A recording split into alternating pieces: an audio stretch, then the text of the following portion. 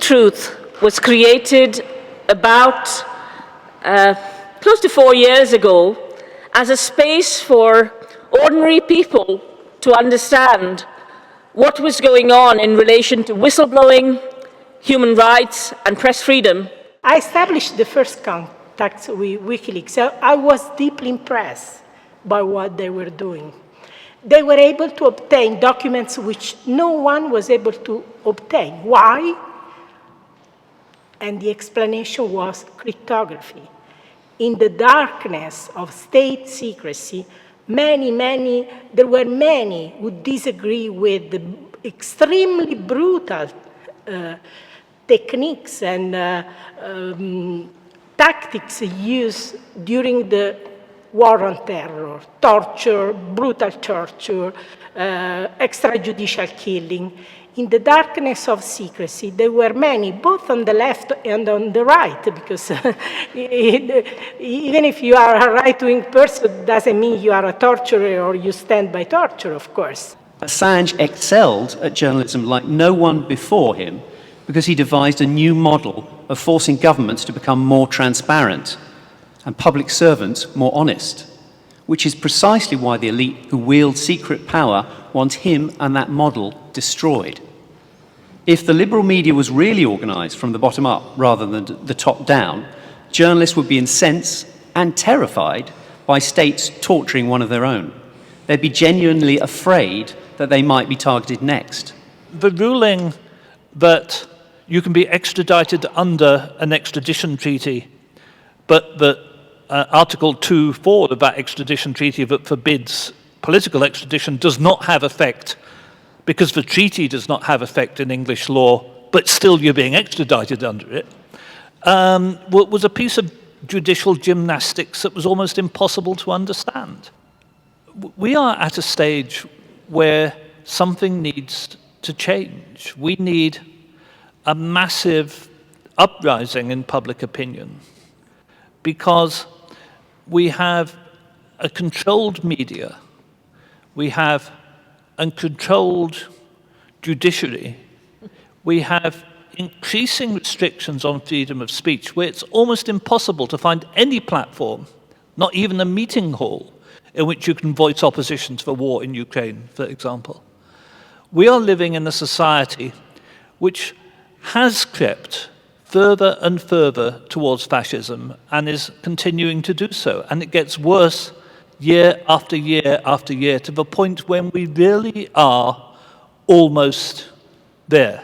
A year ago, we gathered in a church like this with a jazz concert in combination with good voices like John Shipton and Christian from WikiLeaks.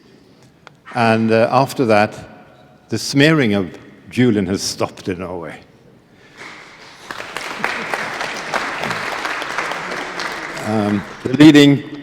The leading broadcasters are actually speaking nicely of him, which is a shock to me, but it's great. It's possible to turn the tide. When you become aware of a crime being committed, you are supposed to tell everybody. And Julian Assange did what any normal publisher should do, tell everybody. But we use the term whistleblower, which is a minority term and a slanted term. The only thing abnormal about any of this is the horrendous intimidation that stops people performing a normal, absolutely normal public duty. Around the room you will see art from Guantanamo and the various prints. These were drawn by the people who were kept prisoner without trial or charge. And here we have a prisoner that's been shackled and got his head covered. So for this picture here brings truth for me, really, because we actually saw these pictures exposed in newspapers during the Iraq War. So yeah, this is a perfect example of actually what took place out there. The Gavin McFadden Award is aimed at improving free press, a really truly independent media that stands up for truth and informs us what's going on. And the idea of the award in memory of Gavin is to take a stand and try to say this is the way journalists should report, this is the way it should be done, and to try to make it the norm. I'm very proud to present this award, Gavin McFadden Award 2022, special category, the journalist whose work most exemplifies the importance of a free press, Julian Assange.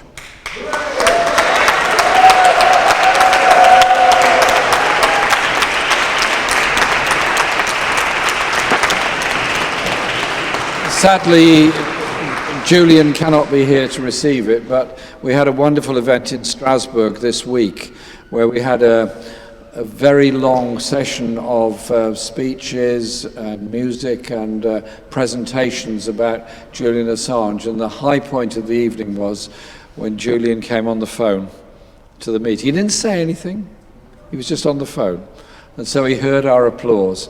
And so as I present this to Craig, very grateful to you, Craig, for receiving it on his behalf. Can we just have a thunderous round of applause so Julian can hear it, even behind those stony walls of Belmarsh. Craig.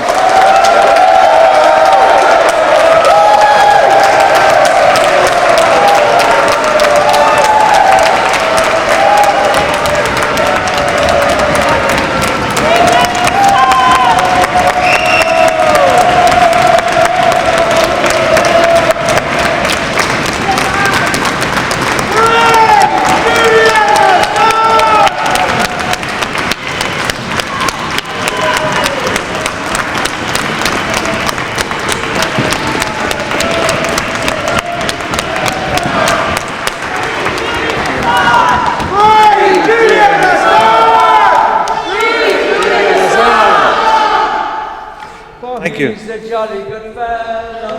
He's a jolly good fellow. He's a jolly good fellow. And so say all of us. Every time you pick up a newspaper, every time you switch on the TV, you can bet your boots that at some point you'll see a high-ranking copper or Tory MP calling on all who are British and free to stand up and defend law and order. It's illegal to rip off a payroll, it's illegal to hold up a train, but it's legal to rip off $1 million or $2 that comes from the labour that other folk do. To plunder the many on behalf of the few is a thing that is perfect